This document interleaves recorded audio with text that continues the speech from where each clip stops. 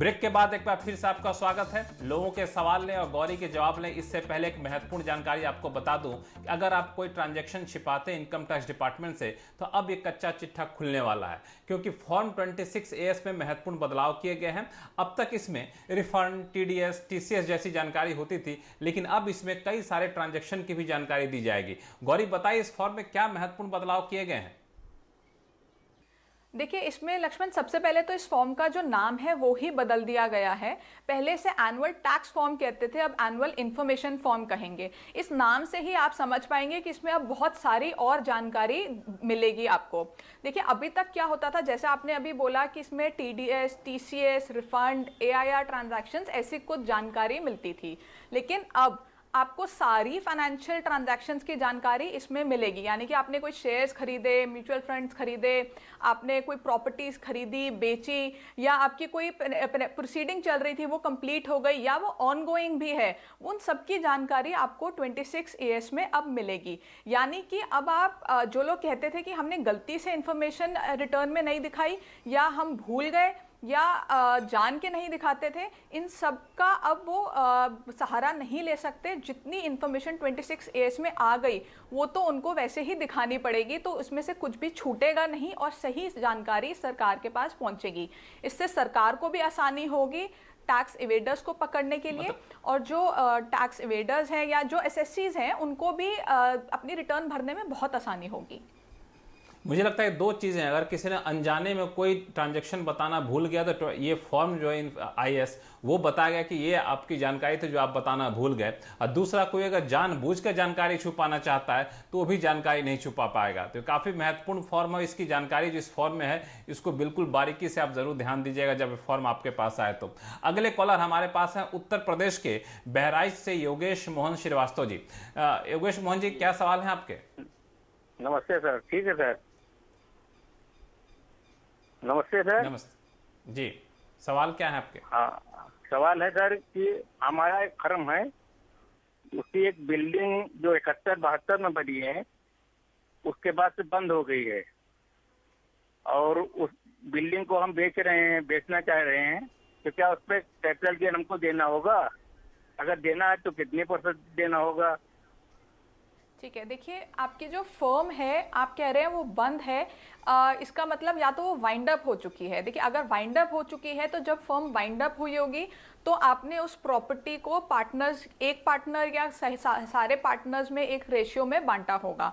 तो अब ये प्रॉपर्टी उनके नाम पे है, तो जब आप उसको बेचेंगे तो पहले तो आप इसको 2000 और 2001 का इंडेक्स फेयर मार्केट वैल्यू पे लेंगे। उसके बाद इस साल का इंडेक्स वैल्यू लेंगे, इंडेक्सेशन करके जो वैल्यू आएगी उससे आप कैपिटल गेन टैक्स निकालेंगे।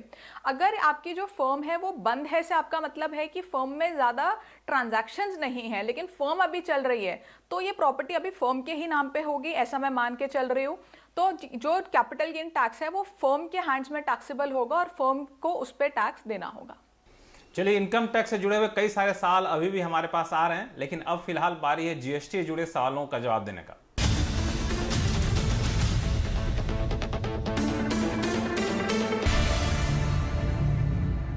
GST से जुड़े सवालों पर पहला फोन कॉल हमारे पास आया है हरियाणा के पानीपत से सूर्य प्रकाश सिंह साहब का। सूर्य प्रकाश जी, क्या सवाल है आपके, जरा बताइए।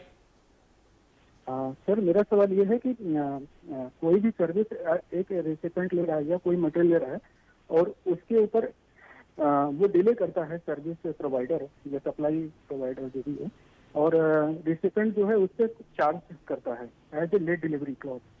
तो उस लेट डिलीवरी अमाउंट पे GST के क्या प्रोविजन है?